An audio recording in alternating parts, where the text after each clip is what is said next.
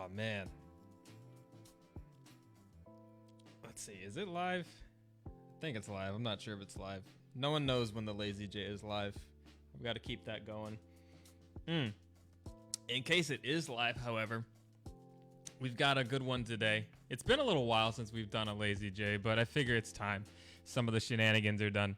But I was thinking about who to bring on next for the show. And there's a lot of people, that could come in here. But I thought, let me bring it back to South Florida. I talked with Kyle Shipwash. I talked to Darren Bobby. So coming back in, I thought, who better than some of my arguably teammates? And of those, who better to start with than one of our local legends? Ladies and gents, I give you Mr. Michael Showtime Floyd. Yo, greetings. Yo, this outfit. First of all, can I just say that you had told me, yo, don't bring me on the Lazy J until my outfit comes in. So we could have done this like weeks ago, but the outfit wasn't here yet, so we couldn't. The fans of Showtime demand a certain amount of pageantry. You got to keep the appearance. You've got okay. Out of everybody in the scene, I think you took to the persona of Showtime. I don't even know where it came from. We're gonna get into some of that, but it was like instant. There was only a moment where Michael Floyd was in the scene, and then after a certain point, Showtime took over, and he never left. And there's so many names too. We've got Mr. Monday Night. I think was one of the first ones. It was prime time too, before it was Showtime, I think. And then Showtime showed up, and it's been Showtime ever since, man. Where does the nickname come from? First of all, I gotta know this story. I think it was just like a character. You had the hybrid hype guys; they were real into wrestling, so I think it was just a character I came up with, Oh yeah, because they would do the big intros. Yeah, and they would always do your intro. Freaking Alf Zero would always come in, Mr. Monday Night Showtime, just make a big deal out of it the entire time. And then you always had your walkout too. Like every time they were announcing all the teams, you would always be last called, right? Chilling in the back. And then you would come out just jogging, high-fiving everybody. It was always super hype to see you come out, man.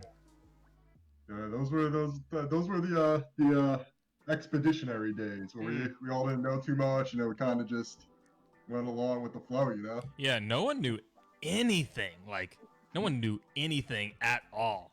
But we gonna learn today. So I wanted to swip over this. I've been hitting it because my buttons are all off now. But you put it up a little neon sign in the in the thing. You were announcing the show. Yo, tune in tonight, 9 p.m. It's the Lazy J.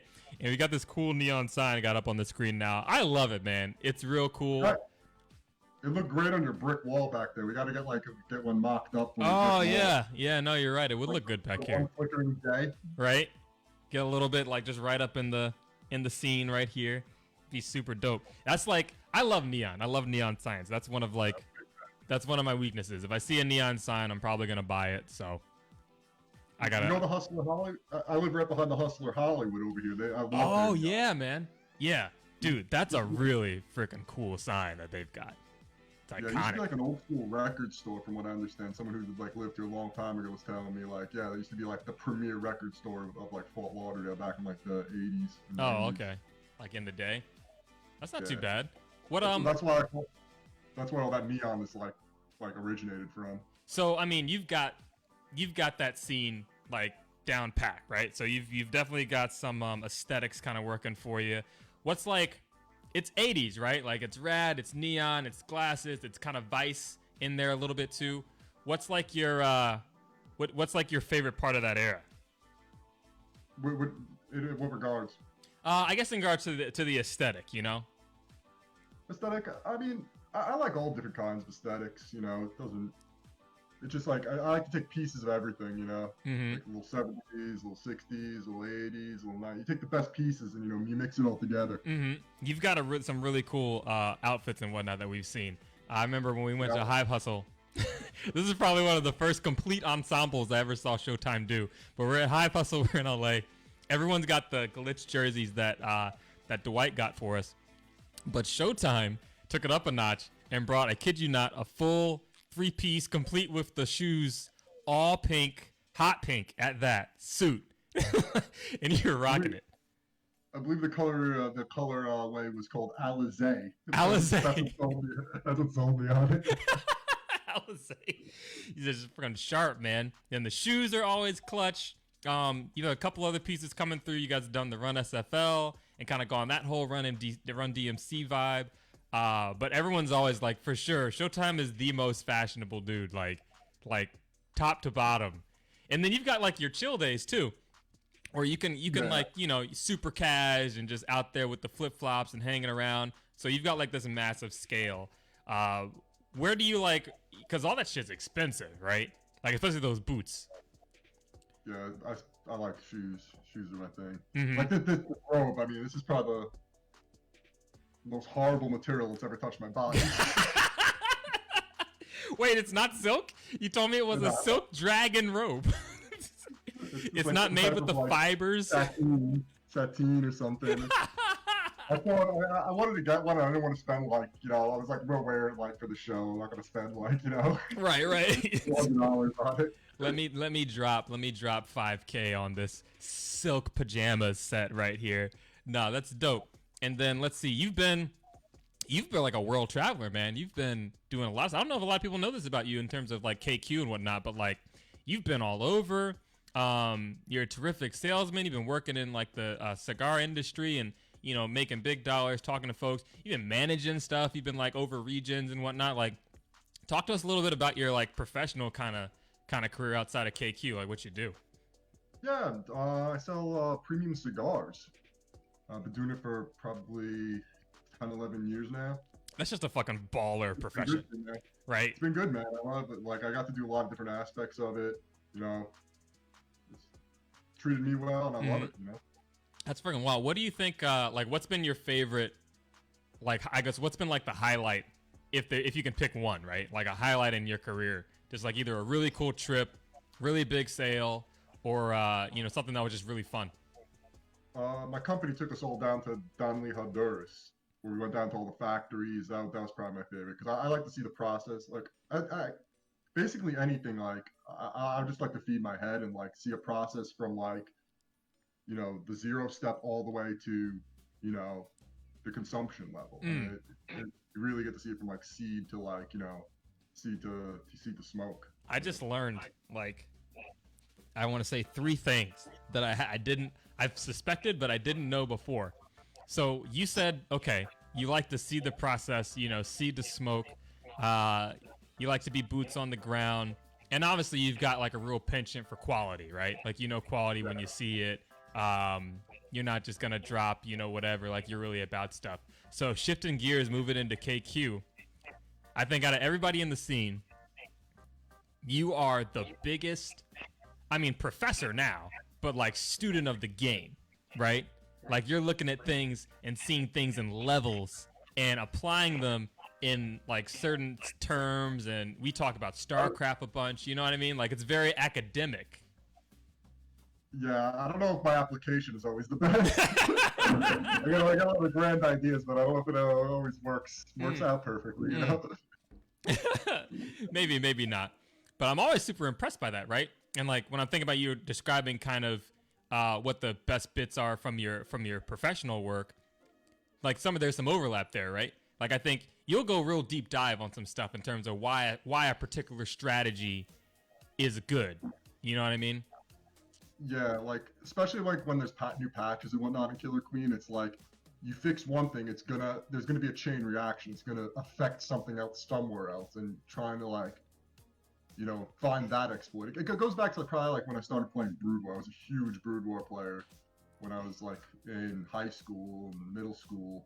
So you're going back, you know, late 90s, early 2000s. I mean, that's what me and my friends did. We played Brood War nonstop, you know. Yeah, Brood War was the GOAT.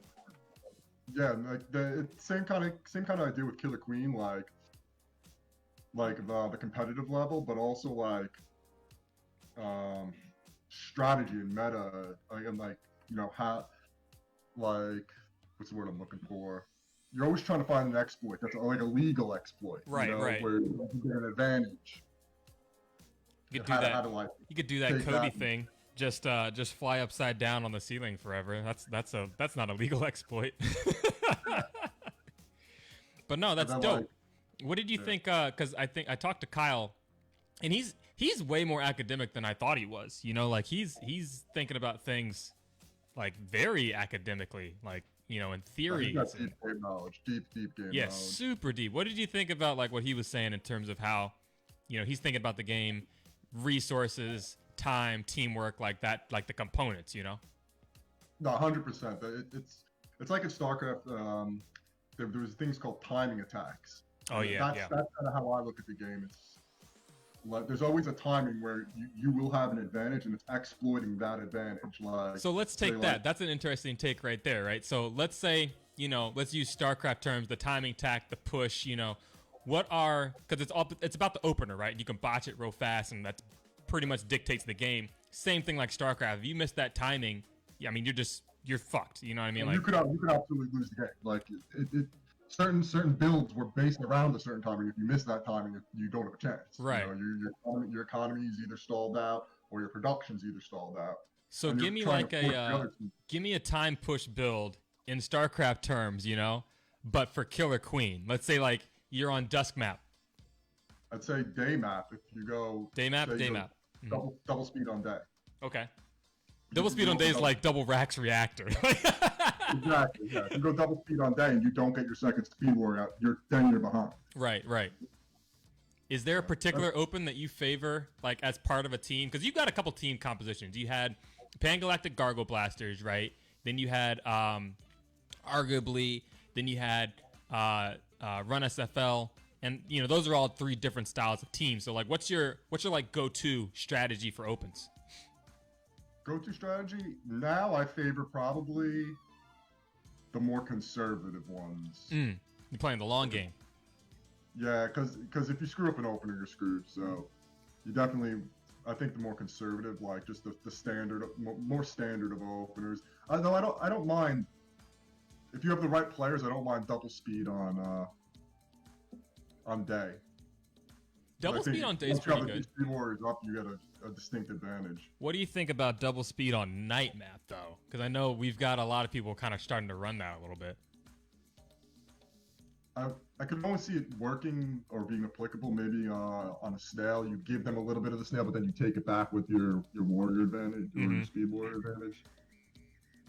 But that's a slow opener. Yeah, no, and it's tough to secure too. I mean, Dusk is all big and open and everything, but it's tough to secure for sure.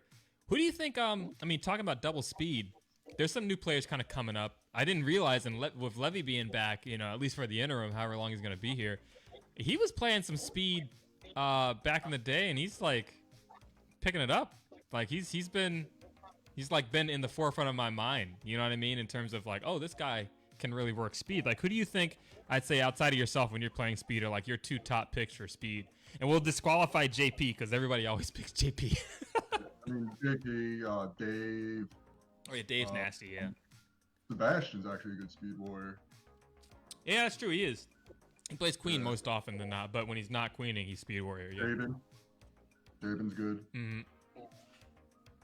The key is though, like I don't look at it like that there's a distinct difference between a speed warrior and a vanilla warrior. You have to know how to play both. If you're going to play warrior, you have to know how to play both, and you have to be effective with both. I'm glad you brought that up because I've been waiting. You are like, if there's a flex within warriors, not between like objective and warrioring up, but a flex between vanilla and speed, you are absolutely the most consistent flex in that role. I've seen you do vanilla, and you've got the timing down on that.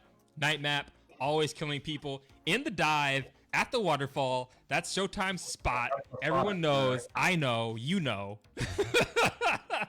But I have some weird uncanny ability that I could see the person in the dive and then shoot at it without seeing where they're exactly going. It's just, I don't know how you get it so consistently is the thing for me.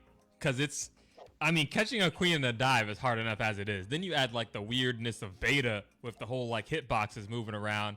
And I feel like you're even more consistent at it then. Beta's a little bit stronger for warriors, I think. You think? Yeah. This current beta. There were a couple betas back there where warriors were kind of not doing anything. There's some wonky bumps though. Yeah, the bumps are super heavy for beta for sure. Now that's wild. And then if I'm hearing it right, from what I know anyway, you actually prefer to play vanilla? Normally, like, I'd rather have someone else go speed normally. Actually, I mean, I guess it depends. Depends on who I'm playing with. I feel comfortable enough because I've played so much of it. You know, because I always try to take that role. But then again, I don't always feel comfortable doing the things vanillas are supposed to do. Yeah, it's like I would like to have a little bit of speed boost here to keep moving. You've said this yourself about kind of your play. And I think this is valuable for other people that are playing Warrior, because you do get in this mindset when you're playing Killer Queen of like, I want to be the guy, I want to do stuff, I want to get the clip. And you've got a ton of clips, don't get me wrong. But I've heard you say and kind of self-describe your play. You like to be the catalyst. You like to set up the play, set up the kill box and kind of zone and herd people into the kill box, and then set that up for somebody who's running speed or maybe the queen to just come in and get the kill. But you like to kind of facilitate and set up the trap, right? Yeah, I mean, I played a lot with, like, me and JP have played together so long, like, right next to each other that, like, we know what each other are going to do. So I, like, somehow become the guy where I'll do the bait because I know he's going to follow up with it. So worst case scenario, I die, he misses the kill. Best case scenario, I live and he gets the kill. Right. I'm like, you gotta have like that split second decision making. That, I mean, you've seen it. You play with us. Oh yeah, absolutely. Yeah, I'm just trying to put a chain reaction and then put a chain reaction in our favor. You know. One of the things from me playing against you, and this is definitely like the bait. You're really good. I think Blake Compton from when we played him at Queens Gone Wild is like probably the first. I don't know about the first, but definitely the most prominent non-SFL player I've noticed, like, oh, he's doing that thing too, is you play really well outside in the pocket. I call the pocket like the area that's exactly right. It's right outside. You're right here. You're right up against the guy without touching him, basically. Right. You're completely safe, but like you're just threatening the zone, and they can't get past you because you're literally right there ready to punish. And you'll be in a chase, and then they'll turn around and you'll be like, nope, I'm just in your face the whole time. I don't know how you get that, but like you're always just, at least when I'm fighting against you, just always in my ass right there, man. How did you kind of develop the patience to kind of shift from being the guy that's always going after the clips and like trying to make the hype plays to just deciding like, yo, I'm just going to pressure you to death? Like that's your kind of MO now. Yeah, I just try to, make it difficult for anyone to navigate the map. I'm going to make you make the hardest move into me, or I'm going to bait you into making a move that you don't think I have a counter to, Right. So it's like Hakeem Olajuwon, man. They said like you had a counter to your counter. Yeah. You had a counter to your counter's counter, and you had a counter to your counter's counter. Just counter up on counter up on counter up. And that kind of comes back to StarCraft too, because the counters to the builds and everything. Like, oh, they're starting to build this, I'm gonna build that. They're building this, now I'm gonna build that. And that's kind of wild. Yeah, it's like a little foray into the mind of Showtime here. So let's back all the way up, right? We've been talking a little bit about how people have been getting into this scene. Kyle told me how he got in. Malloy gave me his story. Apparently, I invited Sebastian to come on this KQ journey and ruined everything. So that was my bad. Where did you? Because I like. It's been so long. We're all OGs. Like, where did you get in to the game? Because you and we didn't know each other before we had started playing Killer Queen, right? We definitely met through Killer Queen. Give me one sec. Yeah. I love this title. Yeah. This title is so nice. How did I get? Are you asking how I got started in the game? Yeah, like I always told people like I had prior knowledge of Killer Queen, so when I heard Glitch Bar had it, I came. It's like, oh, okay, I know what this is, but I'm always interested to see how did other people, like, how did they know about it, and why did they show up to start playing, like, all those 2 years ago? Yeah, shit, it's been 2 years. Jeez. Yeah, a little, probably 2 Uh, years and change now. yeah, I got started. What happened was when Dwight moved the bar, he had more space for games. So Hmm. he's like, "Yo, I was up. I forget where he said he was. I think he wanted. I think I want to say it was like Cincinnati or something. He was up somewhere in the Midwest when he was still in the lighting business. Right. And he's like, "Oh man, I saw this bar and they had this big arcade game, and there was like a crowd of like 40 people playing the game or 30 people, whatever it was, and they were going crazy." And he's like, "So I bought one." And I was like, "Oh, let me see it." Like, so I went down to the bar when they were like still building out the new build out, and I was like, "Yeah, that's pretty cool." Like, I didn't really get it because like there was nothing to get. Like, it was just me and him like kind of fucking around. Yeah, very different game if it's not full. But it was like, I'm gonna set up like a league night. But I think it started even before that. Like we messed around with it, like just like playing around. I'm like, yeah, that's cool, like whatever. Like, because you without actually like playing the game, like it's not one of those games you can just mess around. Like I Right. can mess around with it now, but I can't like you couldn't mess around with it just like back then. Right. And that was the old tapping. That was like when you got the tap. Oh my super God. slow. Jesus, yeah. And then I guess like he started the draft. I guess it started before the draft nights. A few people would come out and it was just like it brought you back to the days of when like you go to the arcade as like a youngin, a youth, Mm-hmm. and like you step up to the Street Fighter machine and like there'd be that one kid running the machine and like you'd have to step up and like you had one chance. If you didn't beat him, That's you go yeah. back in the line. That's the exact feeling I feel like that kind of propelled South Florida to like that's our MO for playing this game. Like we've got that spirit, I always say we've got that kind of fighter spirit, where like you can have the respect and whatever, like within the competition of the game, but like I'm coming for that ass, you know what I mean? And if you beat me, like we even have we got Black Emperor, and so Yeah. now the two players who've kind of risen to be the best at that, we had Alex, who was just like the undisputed god for a while. He was playing back at Bumble Bash forever, and he came out the gate just boom, 10K, 11K. And now we've got Malloy, who's like the other score fiend, battling with him now. And so they're just trading blows back and forth. Like, oh, you got the high score this week? All right, I'm going to come in and beat you. And then, I'm going to come and beat you again. Like, so that... I'm gonna get in that mix too. It's just like I haven't like sat for more than like I sat the other day and I played it. I'm getting like the physics down on it and whatnot. I'm trying to throw myself in that mix just because I don't want Malloy to have another game. Right, he's already got switch and shoot, which like he's so far beyond in switch and shoot, no one can even catch up now. So Black Emperor, at least we have a little chance. I tried it a little bit. I like the game. Like it's fun. I like holding the button down and the fans kick on. Like as soon as those fans hit me and I realize it's blowing, like dude, like adrenaline will come in my body. It's like I'm actually on the bike at that point. I'm just freaking out. Like, oh, it's really fun. I really like that we got that one. It's probably my favorite game outside of Killer Queen right now. I'd say at the cab. But so you knew Dwight. Yeah, the artwork is dope too. And like the artwork of the game, the artwork of the soundtrack are cool too. I'm really into that. Like the what is it like? 70s like acid rock. Yeah, It's yeah. like- Throw like some of that Japanese pop culture in there. It's dope. I really like it. I like the aesthetics of it and everything. But then, so coming back to your story, so you knew Dwight as like you knew him, and he's got this bar, so you were kind of aware through that relationship. So like, how did you know, or where did you guys go meet in terms of when did you know Dwight for? Ooh. I knew Chris. Chris and I had like some mutual friends. Like I met Chris through some mutual friends. I had like my ex-girlfriend and his ex-girlfriend. We met. That was probably like over 10 years ago. When I was, like, first started coming down when I was 25. Those that don't know, Chris is a co-owner with Dwight of Glitch Bar, so they both own the bar together.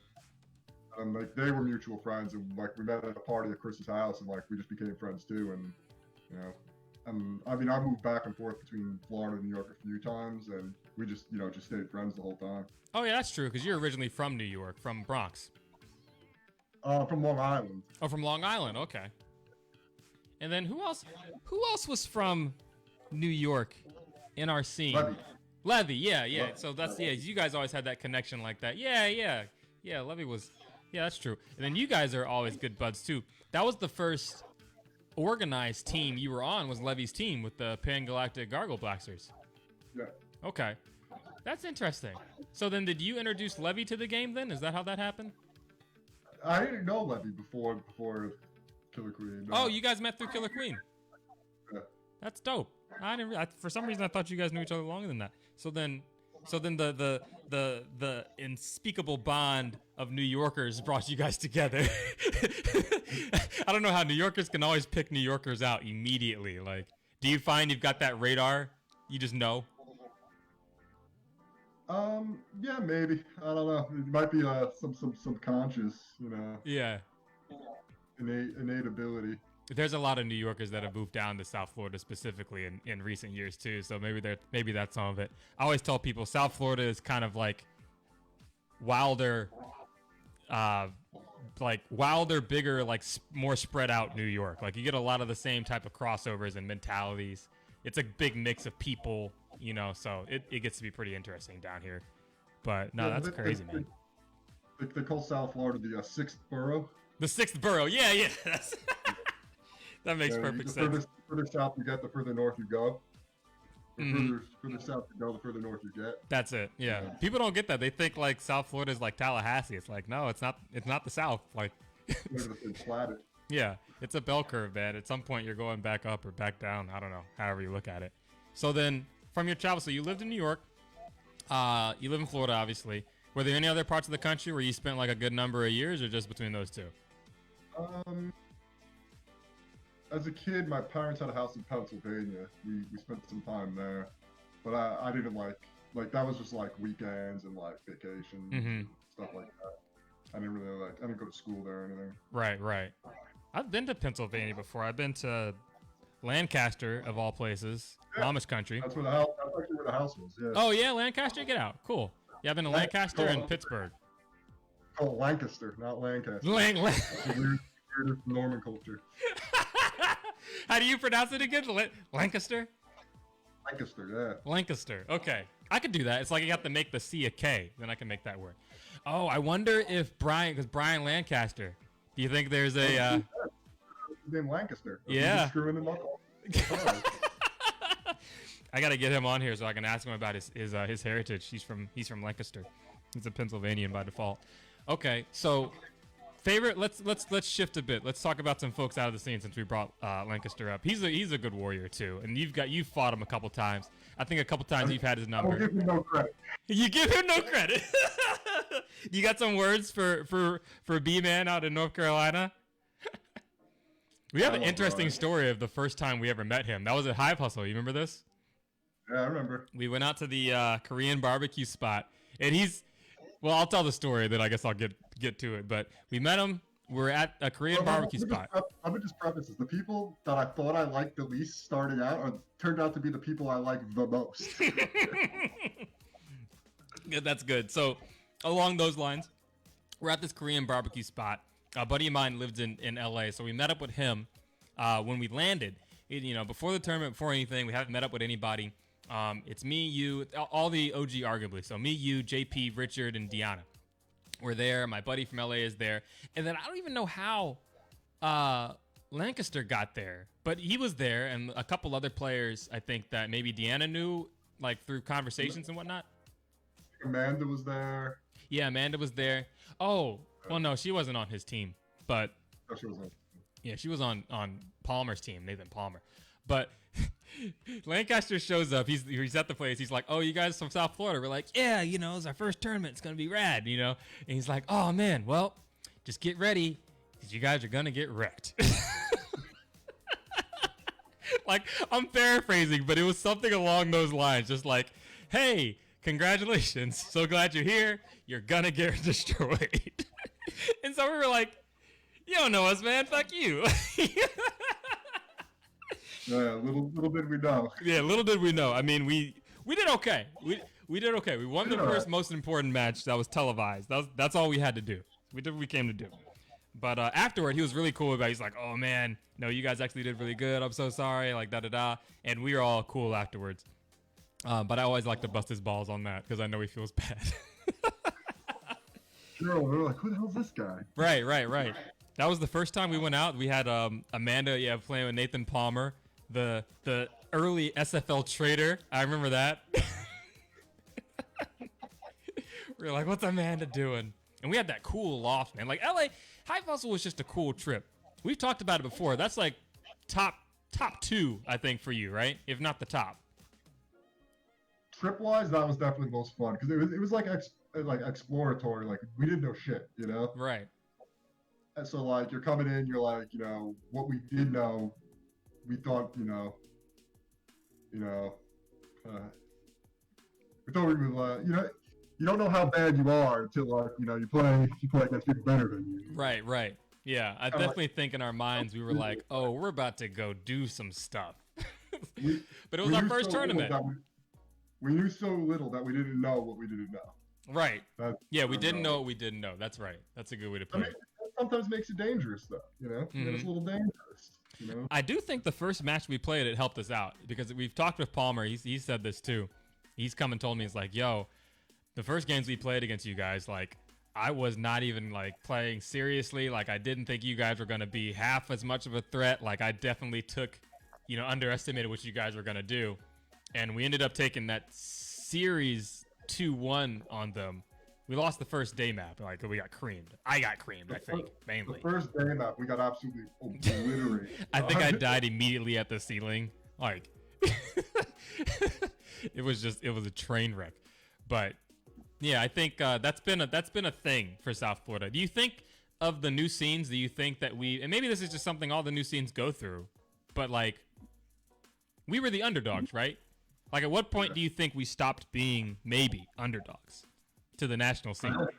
I don't think that's happened yet. I still look at us like, because we haven't been playing like as long as a lot of the other scenes. A lot of the other scenes travel a lot more than we do. We kind of like developed our own like even when we first started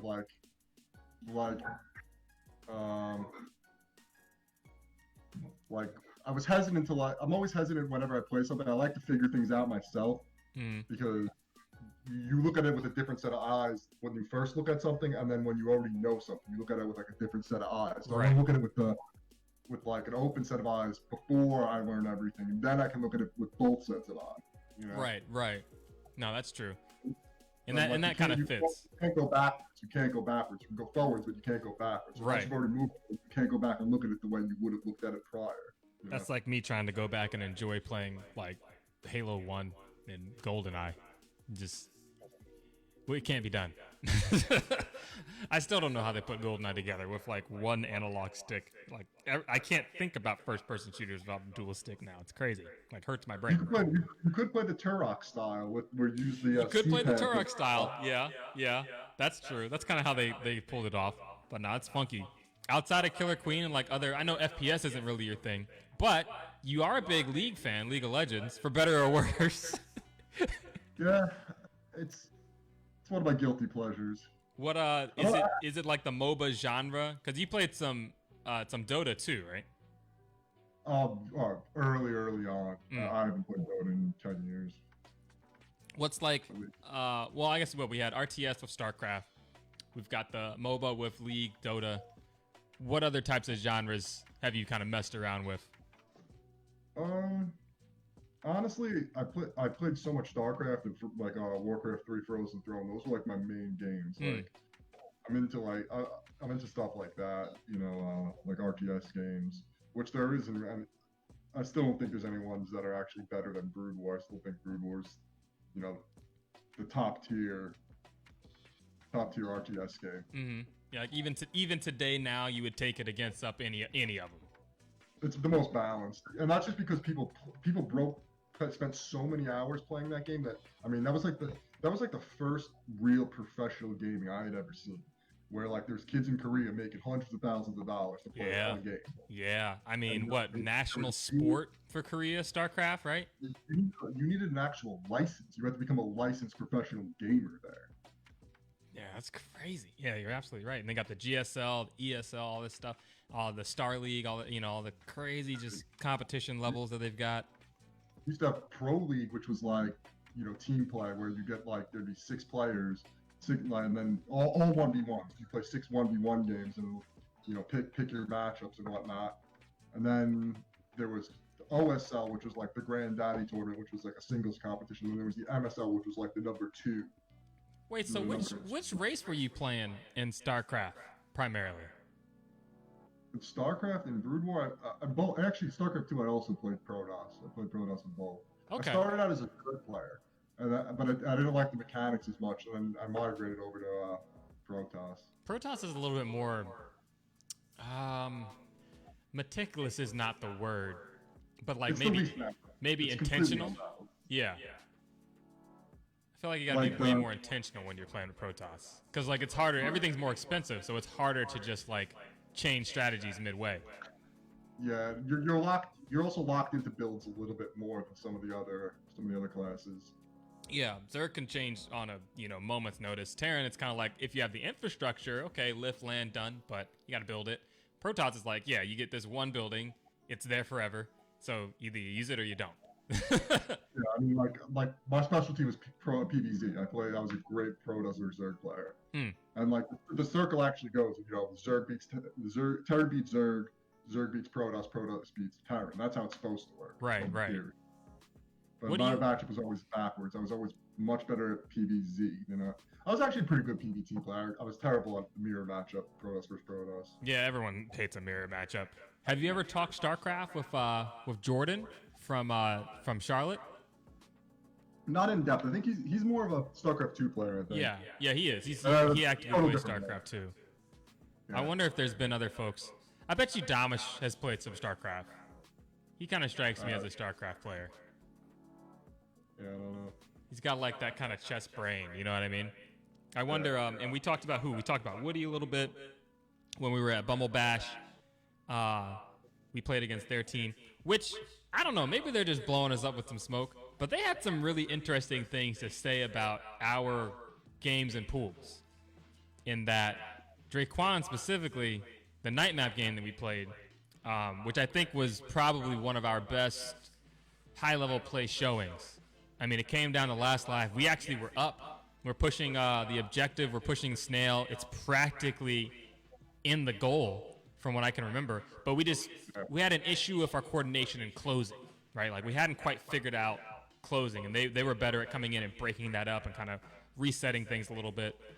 But we get wiped. We come back up. We're like going toe to toe. I've still got an egg. Woody's on last. Like JP's swinging around, just killing everybody, killing Helen, killing everybody. They were able to clutch it out still. But I remember Draquan coming back and telling us like, hey, that game that we played against you guys at Night Map, that like helped us win the rest of that tournament. Like that was those games. They said those were the toughest games that we played. I don't, maybe it's an exaggeration or just an opinion, but like these are things we've heard, right? What's your opinion? Like, what do you think about that? Well, with stuff like that, I think especially teams like that, like the really, really elite high-level teams, it sometimes takes you a little like early on in a tournament, and might take you a little bit longer to get the ball rolling because you're just trying to work out like the cab you're on, how the buttons tap, just your general team play. Like you've done it a million times in practice. Now you have to like translate that to an actual game. So sometimes it takes some of the like it happens with us too. Even when we play some of the smaller tournaments, like even the local tournaments, it's like, oh, we lost the game, or how did we lose? How did we lose a single game? Right. But like it happens. Like you're trying to get. You're trying to get the ball rolling, but once that snowball's rolling, like if we would have played them later, they probably would have crushed them. Once they were really warmed up, but we also play a little bit different. We take risks. We're not like a stagnant, hold position, push objective. We're like, oh, there's an objective over there. Let's go kill everything and then push it. Right. We got Jacoby from Jacksonville's in here now. He says, I love the echo on Master Joe's voice. I'm like, echo? Oh God, am I echoing? Have I been echoing the whole time? Then I look over at the screen, and this motherfucking camera has been on. So I got a little echo coming through right now. So I'm going to fix that. We're going to go to our title screen one more time here. Look at this, ladies and gentlemen. Look at this beautiful title screen. Isn't this great? Isn't this amazing? Hang on one sec. I'll be right back.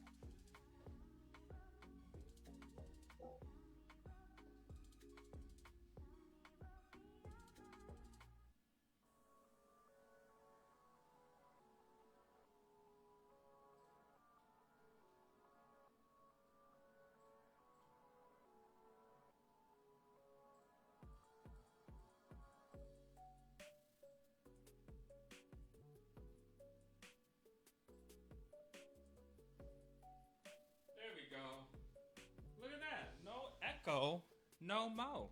Thanks, Jacoby.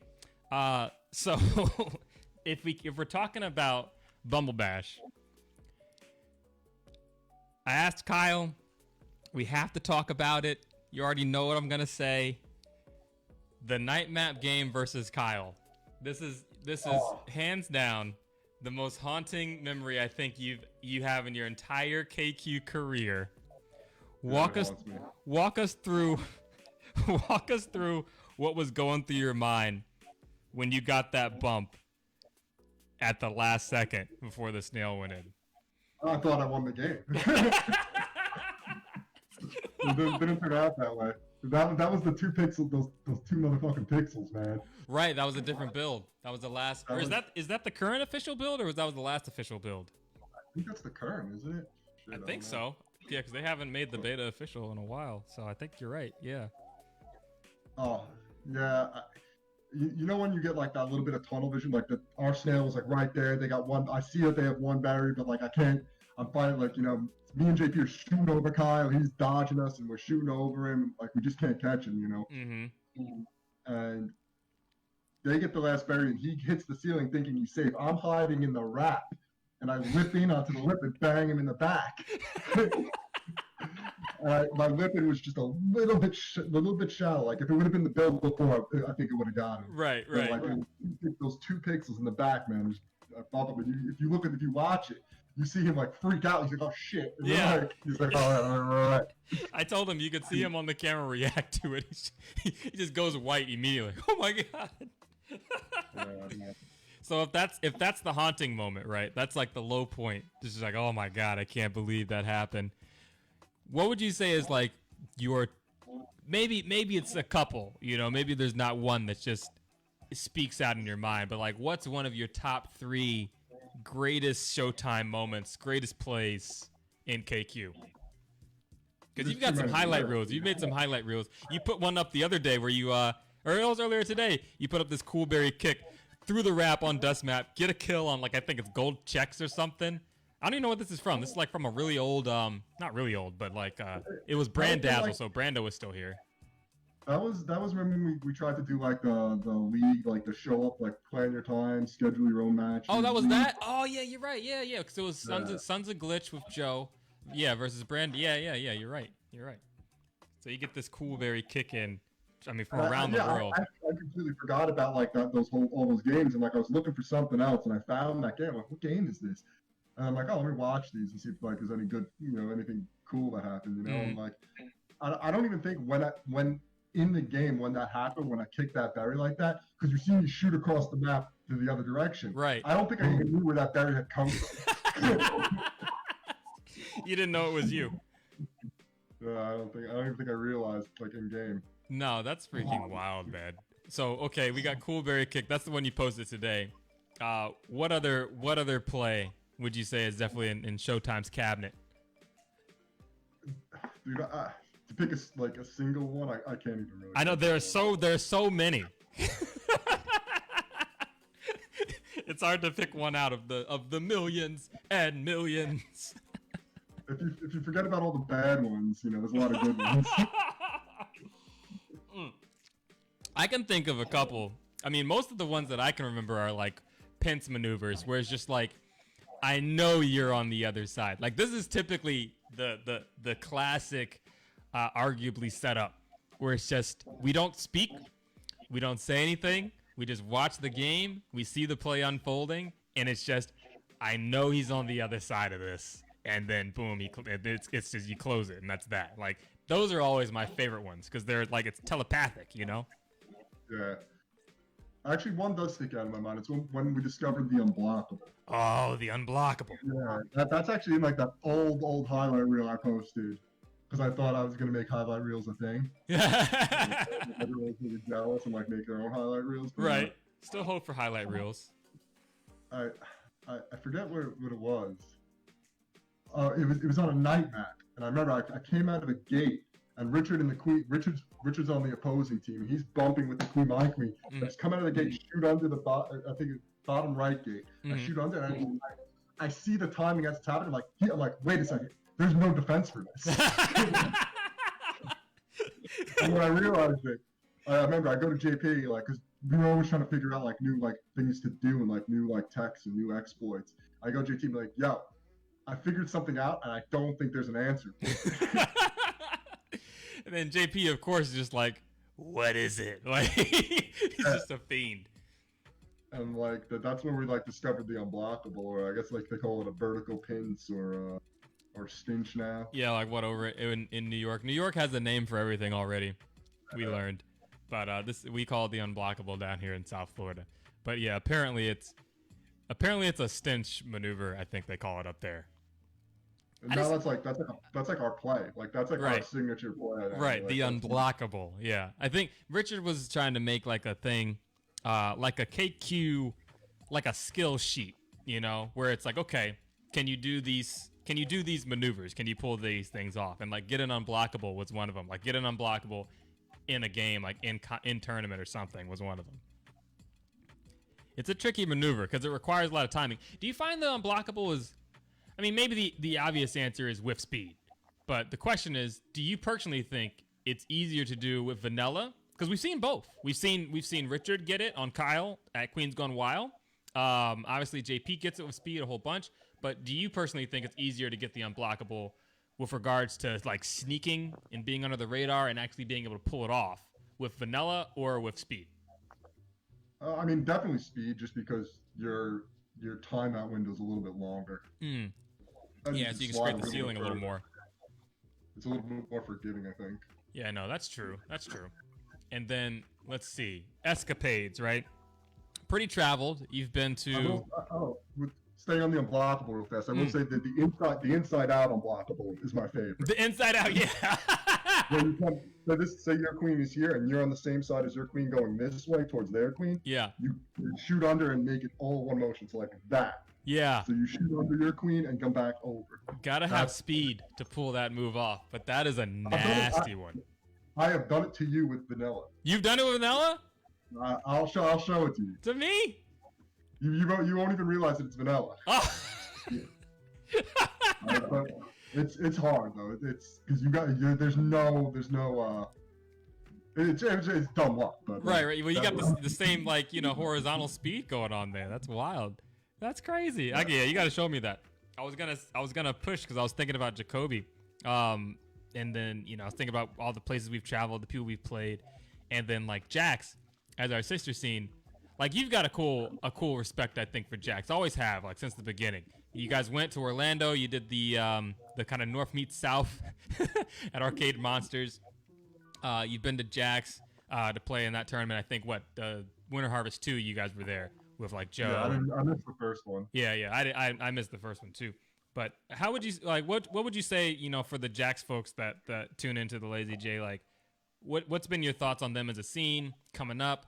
The players they've gotten, like your experience kind of playing with them as the scene that's like had the game longer than they have, and it's been like kind of watching their development.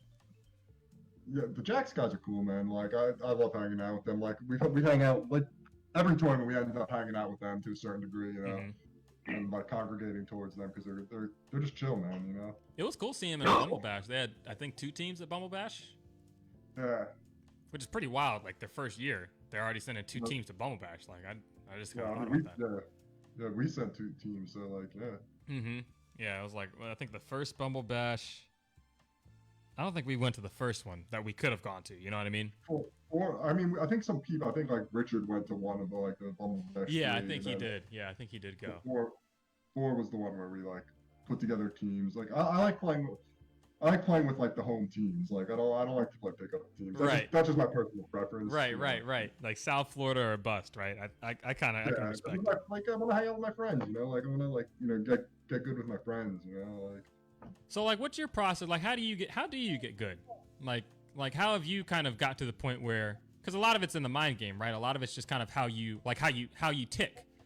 You've already got the strategy from years and years of Brood War and kind of like the desire to look at processes and understand things, and kind of see why things work and try things. But like, you could do that with any game, right? You could do it with Street Fighter. You could do it with any of the games in that arcade. But like, what do you think it is about Killer Queen that makes you want to spend the time to stay in the lab, to keep developing and learning things and trying? Like, why do you? What's attractive about it to you? It's a cruel mistress, man. Like you're always chasing like perfection in Killer Queen. Like you're chasing the perfect. Like if you could hit every single piece of tech you can do 100% of the time, you're the best player in the game. You know, you're unkillable. You know, you're chasing that all the time to have like the perfect tech in every situation because like you know there's holding space and then there's using the tech to hold space. Right. So holding space isn't created the same. Like when I ledge, like I don't necessarily want to stay at the ledge. I want to move as far away from the ledge. I just need to beat whatever's getting to the point. I have to beat the drone to a point. Right. As long as I can beat it to that point, I don't have to stand there. I can be anywhere else as long as I can beat you to that point. Right. And that's basically everything in the game.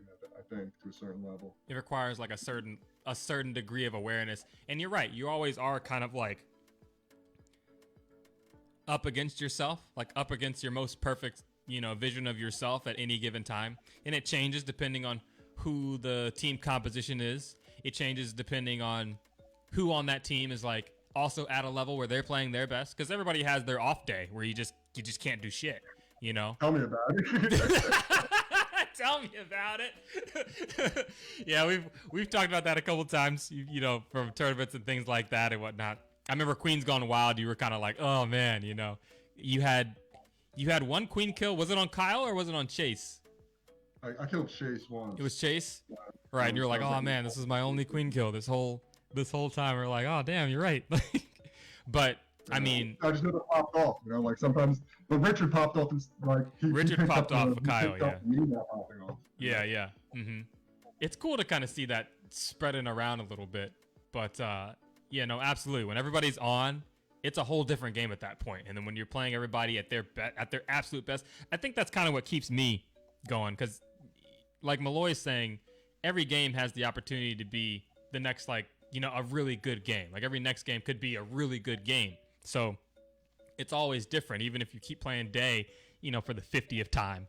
Looking at you, Amanda. But it's an interesting thing to kind of keep going. So there's variety in the game, and it's never the same. You kind of keep pushing and pushing through. I think that's also really similar if we come back to StarCraft again, because you can keep playing, the timings, the builds. It's another PVT, it's another ZVT, PVZ, whatever it is. But this time, like this 1 second changed the entire course of the remaining of the game. Yeah, like one top buried on Dusk is can change. Oh my god, Dusk. Top berries on Dusk. Dusk map. Yeah. Dusk map. We think we figured it out, but arguably it was our worst map, right? What do you think is what's your personal favorite map? And then what's your just you hate that map?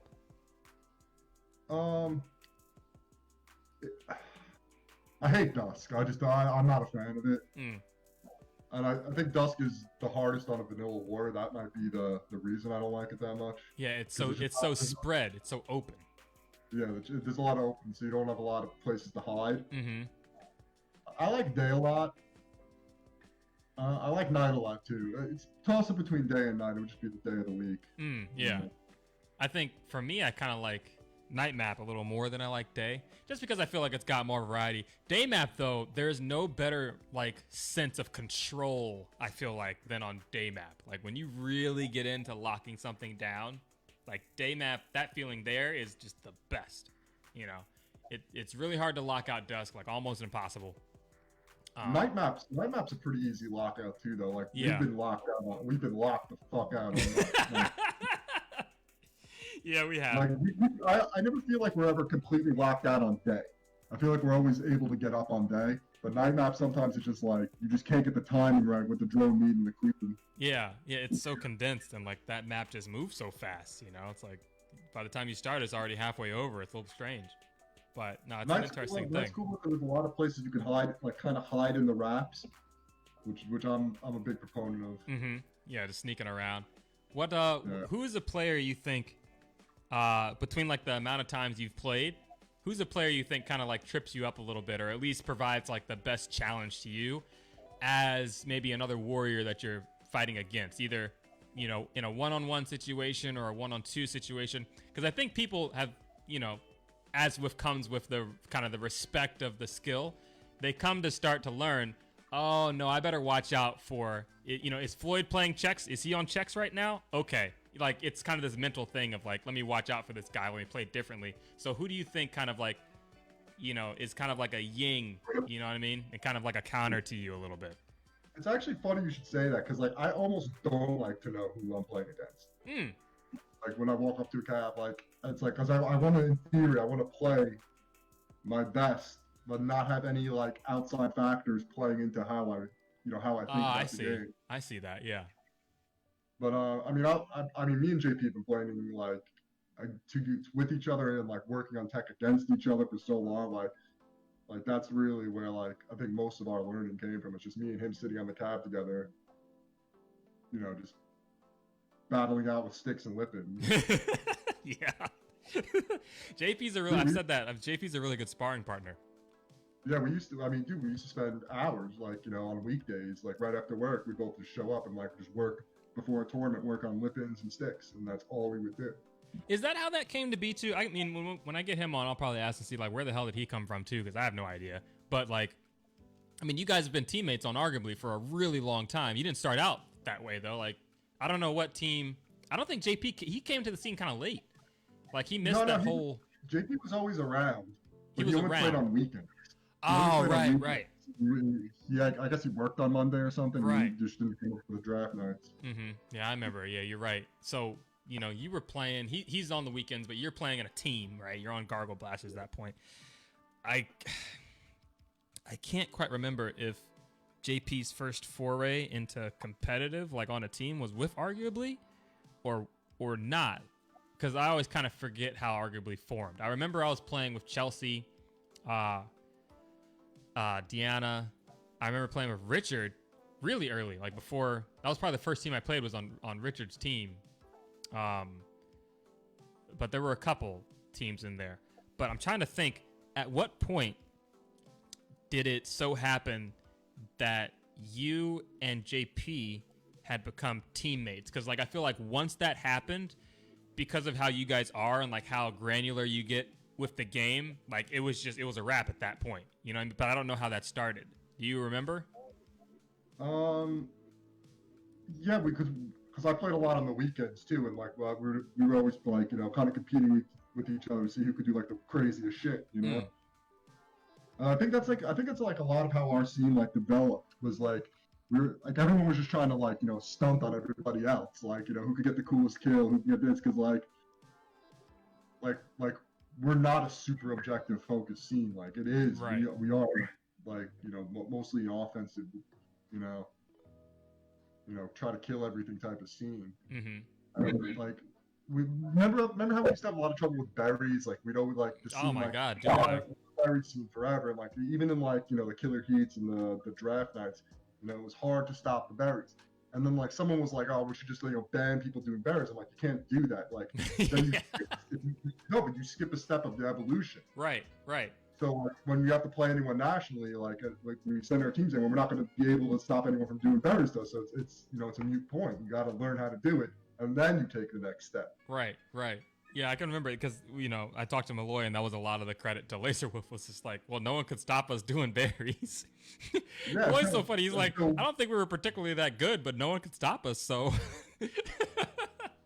Yeah, but then came the point where now everybody can stop berries pretty effectively. Right. Like when you're really going for it, I think we goof around a lot, like in friendlies and, you know, whatever. But when we're really going at it, like no one's viably running berries on day anymore, where that used to be like the only thing anybody would ever do. And then we figured out, oh, okay, we know how to stop this now.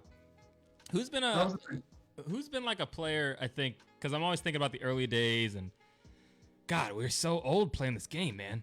Like outside of like maybe StarCraft for you, maybe Smash Bros for me, like I can't think of another game I've played competitively for this long, you know? It's kind of weird to think about it, but there's been a lot of people coming and going from the scene. Who's been a couple people within the scene who, from your standpoint, obviously are going to be newer players that have kind of showed up on your radar, or maybe you've seen them and thought that kid's going to be good, or wasn't expecting that. Like who is somebody that kind of surprised you, I guess, in their development in the scene? Well, Maybe it's a couple people. Brandon moved away. Brandon was my Brando horse the man. goat. Yeah, I thought Brandazzle. Yeah, Brandon was good. Brandon would have been. Well, I mean, he can still play, but He told me that, I mean, up in Asheville, they don't take care of their cab up there, so he's kind of stopped playing. Yeah. But anytime he comes back down to South Florida, hopefully he comes by Glitch. I mean, Brandon was a really good player. Gabriel was really good too. We lost Gabriel. Oh yeah, Gabe's really good at commentary too. He's got that voice. Yeah, and Alvaro's really good. We just played. Or the last time we played, I played with Alvaro. Mm-hmm. And he has the idea. He's like always in the right place at the right time. He doesn't have the tech, necessarily have the tech yet, but he's the person when you just know someone's in the Johnny on the spot. They're in the right place at the right time. Right. He always seems to be in the right place at the right time and like a pinch. Yeah, he's been getting I feel like he's been getting the mind for it. His tech comes with time, right? Like you just got to put in that time to get the tech, but he's developing the game awareness you need to be successful really fast, I think. Yeah, no, those are good picks, man. I feel like I wish Brando was still here. I think if Brando was here, we could have gotten another, because he was grooming for a queen. I brought him on Fire Nation as a alternative sixth, because sometimes I'm either working and I can't get out of it, or I'm traveling, doing something. So we had him on as the sixth because he could warrior, but he could also queen, and everybody on the team was willing to play under him queening, which is big. Yeah. You got to have support. You can't queen if nobody's going to play under you, So I think that was really big for everybody to say okay, especially with me being the main queen. But he was coming up really fast, man. And we would go back and forth and play against each other. And, so hopefully at some point, Fatal Smile, and we'll be able to play some more with Brando. But no, that's a good pick. I think of the folks that play, everyone kind of has a style, of play to them that they kind of, I don't know about emulate, but if you're more aggressive, you kind of play a certain way. If you're more about zoning, you play a certain way. If you're kind of thinking 3 levels ahead, you play a certain way. Is there anybody in the scene that you feel like, in your opinion, kind of follows your style of play into baiting and then facilitating? Currently? Yeah, currently. I don't really think so. I don't know. Do you? I can't think of somebody myself. If I was thinking okay, JP plays really aggressively, this, that, okay, Jabin would be the obvious pick for that, right? Yeah. Then I thought, maybe about Anthony Hall, but Anthony Hall hasn't developed the awareness. Like you were saying before, if you're ledging, you want to be as far away as necessary from the ledge, as long as you can beat somebody to it.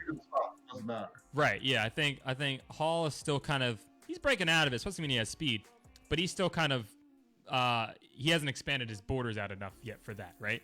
So I can't really think of it. I was thinking maybe Fez, but Fez has been kind of edging, I think, more towards the aggressive style of play too. He'll just throw himself at something, and see if he can get it, which is a very classic JP style. But no, I think your style of play is really unique, actually, now that I think about it. It's a little like a cerebral assassin, like you said, this whole sitting in the pocket. I want to be as close to you as possible without actually putting myself in danger of dying. So when the queen's with you, you're kind of mirroring the queen, just in that holding pattern. They're not going to see the speed warrior come up from behind, Right. That's interesting. Yeah. Okay. Well, let me shift here a bit to a little bit of rapid fire. I've had some kind of sneaking questions that have been burning in my head here as it relates to the national scene, because obviously you're aware of these people, right? So it's I can't really ask everybody these kinds of questions unless they're aware. But I'll give you some rapid fire and we'll kind of see what you come up with. So, first question: who is the queen nationally that you would most want to play on a team with? Most play on a team with nationally? Master Joe. Hey! You blowing smoke up my ass, man. I told you I like the hometown pride, man. Ho- Hometown pride. That's true. Oh, none of these questions are gonna work then. We can do it. I won't do it again. Okay. All right. So I'm on the pick. But if it's outside of South Florida, Outside of South Florida, I go with Pierre. I like playing with Pierre. oh, Pierre, that's an interesting pick. I like Pierre. Pierre's a really good kind of, I want to say, not underrated. Maybe he is underrated. I don't know. But he's a really great queen. Yeah. Yeah. Well, I mean, we've got to play with him a lot though. So like, Plus, he's from South Florida. I hear he's been back. like Palm Beach County or something. Yeah. Honorary South Florida. He's like up here sometimes. You know? He's like, "I'm coming, guys." Yeah, I'm coming down to kick that ass. Okay, see you soon, Dad. I always tell Pierre, he came down. Remember in December, there were a draft night. He's like, I'm gonna win this, and he just fucking does. Like there was a time too, he was wiped. I'm like, oh, we got him, and nope, he just killed everybody. Like I was playing with Pierre a lot. Pierre's cool, man. yeah, Pierre is super cool. Okay, so that's queen. Who is? Let's see, who's a warrior? Let's say a speed warrior. The speed warrior you most want to spar against. Like, who do you think, if like in the same way you were talking about JP, right? And how playing against JP, obviously you guys like iron sharpens iron. If you were in the national scene, who do you think playing against them would sharpen you the most? Probably Wilk, man. I still think like I watched a bunch of his team's Bumble Dash games. I still think he's the best warrior. He knows what you're gonna do before you do it. Yeah, he's definitely a couple steps ahead. Wilk, I played with him in Chattanooga, and he had this thing where he would tell me, there was only one game I queened. He's like, listen, or no, I think I was watching him. He said on night map, everyone just run berries. We're gonna flood berries, and I'm just gonna go and hive guard, and they're gonna lose.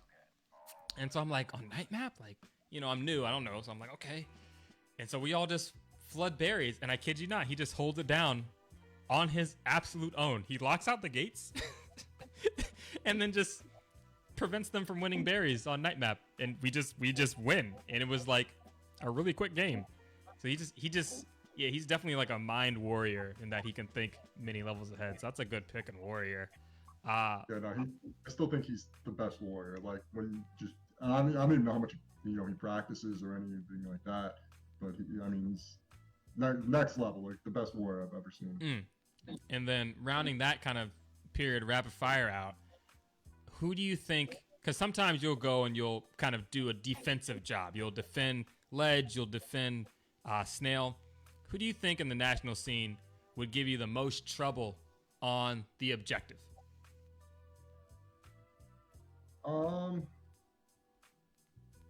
It's a good question. I really don't know. Rob is really good. Newhouse, yeah. Newhouse is really good at that type of stuff. That would probably be my main Newhouse. main go.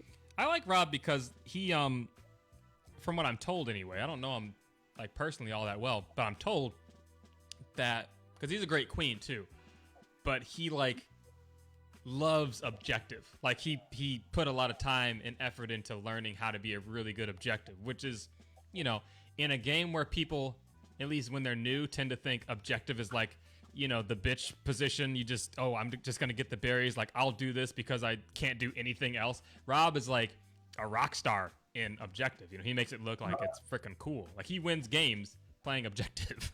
No, at the highest level, everything is, all the positions are pretty equal, like, right. of importance. So everyone has to be doing their job, but you just can't. Right. Know? Okay, so more rapid fire, talking about the scenes. We talked about Rob. We talked about Wilk, who I think is still in Chicago right now, or maybe going to Chattanooga. I'm not sure. What's your favorite scene in terms of, it could be location, like you just like the towns. It could be the people, you know. But if you weren't South Florida and you were moving for Killer Queen, what scene would you go to? Pacific Northwest. The regions came out again. The Pacific Northwest. Okay, so that's Oregon. That's Oregon. That's Portland. That's Seattle. Could be some California in there, like maybe LA for the cool, you know, cool vibes of everything. Portland, man, we haven't played them very much. Cody, Damish, those guys, like, Cody and Domish are like the only people that I can think of from Portland. I know there's more. Yeah. Like I know they have killers, but they're so far and high and to the left, we never get up there. That's an expensive plane ticket. San Fran too. San Fran's got a lot of good players. PA. Mm-hmm. San Fran, they what was it? San Fran Secret or Rexit or something? They were at Bumblebash. I think they got third. Did they not? Very possible. Those guys are killers up there, man. Yeah, no, it's sick, man. It's really freaking cool what they've been able to do. It's freaking wild. There's so many people in like playing, and that's what kind of gets me about the game, because it's like we're all adults, Like there's some folks right now who had come by Glitch not too long ago, during kind of the time and just trying to get some info and kind of do some setup. But they're shooting a documentary, and I think we were there one night. You saw them outside, and you got a chance to actually go up and do like a little mini interview. They're talking about like barcades and this and that, but I remember they all asked us like, how old are you guys? You guys all over 30? And like all of us just raised our hands like, yeah. Like, is it cool that this is like a game that kind of speaks more to, because any other game, Call of Duty, Valorant, League of Legends, like there's kids in there, and you kind of have to fight with those baby reaction times and just all their fingers work, no carpal tunnel, just, you know what I mean? Like you got to compete with this, but this game, it's such a level playing field. You got mainly, adults in their late 20s, 30s playing, Yeah. And it's such like a mental game where even if you're a hot shot, you can do all these moves and whatever. If you're not mature in the mind for strategy, you're just gonna get wrecked. So like, what do you think about that in terms of how KQ is and like introducing new players, like being geared towards that scene? Obviously it's in bars, you gotta be 21 and whatnot, but it definitely skews older. What's like your kind of thoughts on that? I think it goes back to like we grew up with arcades. I remember like going to arcades as a kid and like you were saying with Street Fighter, like there's that one kid whooping everyone's ass and like you got to get up there, you got one chance and you got to you got to nut up and just do it. Mm-hmm. It's really interesting. I like it, man. I like that it's a thing that's kind of coming back now. Just in that it gets you out. It gets you meeting with people. I think about everybody I've brought on the show, and like you're no exception. Like we've become really good friends, I think, over the course of just playing the game and hanging out and talking and having those like high level discussions. I always tell everybody my favorite part of arguably as a team is when it's like, I don't know, fucking 11:30, and one of you guys will just go in our little group chat and just, yo, you know what I thought about just now? And it'll be some piece of tech that you'll just unlock. Like you do it a lot, Richard does it a lot too, JP does it somewhat too, and it's just these random little outbursts of tech, but it's so cool because we're talking about something and we're always like kind of moving towards this goal of always learning and being a student, and that's really cool for me because I like learning. I like getting into things and kind of getting into that mental space. You operate in that space really, really well, and I think you've got like an ability to break your opponents down, see things in the matrix a little bit, and just push, man. So like, kudos to you just as far as long as we've been playing. That's definitely something that I come to admire and respect about you. And then even with like all the stuff going on with the protests and the Black Lives Matter movement and just like all the chaos and nonsense, like I always say, Floyd, he sent me a message. He's like, hey man, like look, if you ever need to talk about stuff, like let me know, I'm here. You know what I mean? And I just thought that was really cool. And so I want to say thanks for that. Just here on the Lazy J, I wanted to make a point because like these are the people we play with, right? Like we've been teammates for a really long time. This is like the caliber of person I think that a game like Killer Queen has the capability to produce. And I mean, as long as that's happening, like I'll play this game forever, so this is a really cool scene, I think, maybe one of these days we'll get your lady on the cab. I don't know how much interest she has. She's Have you guys ever talked about it before? She's not like into like gaming at all. But to be honest, neither am I really. Like I really like even with League of Legends, I haven't played League in like probably 2 months. Yeah. And I'll go on a streak where I'll play for like a month straight. I'll play every single day, and then I'm like enough of this. Like to get to the next next level, I have to play another hour every single day of the week. I'm just not doing it. Yeah. I actually watch a lot of League. I like spectating like certain games. Like I still watch Brood War games because they're still doing. Korea still does tournaments. Get out of here. My favorite players still play. They all migrated back from StarCraft 2 and are playing Brood War again. Wow. I didn't know they were still kicking like that. Yeah, man. It's so I'll occasionally watch that. I watch more League now because it's a little more relevant. It's a little more like new. Mm-hmm.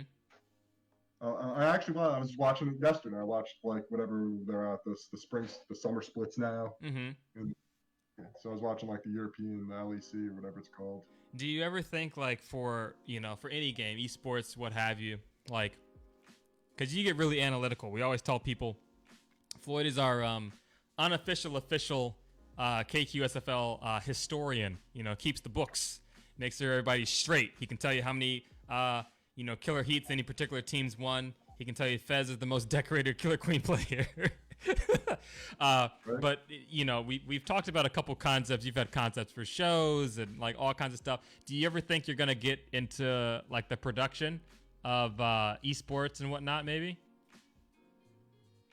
I don't know. Like I'm very visual. I like visuals. That's like the main thing I like. Like a concept and visuals. But I don't personally have the abilities to produce a show or something, or the equipment, and I have too many like competing things. Like I got the band now, I'm in the band. So. Oh yeah, that's true. We didn't even talk about that. We got a little bit of time here. Give us a shout out about the oh god, I'm blanking. The Hindenburgs. There we go. The Hindenburgs. Yeah. We're talking with a legendary. Is it harmonica player on that?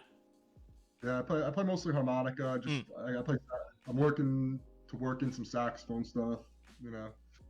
Oh yeah, right. We were talking about the sax. You were telling me you're gonna make a sax intro for the Lazy J.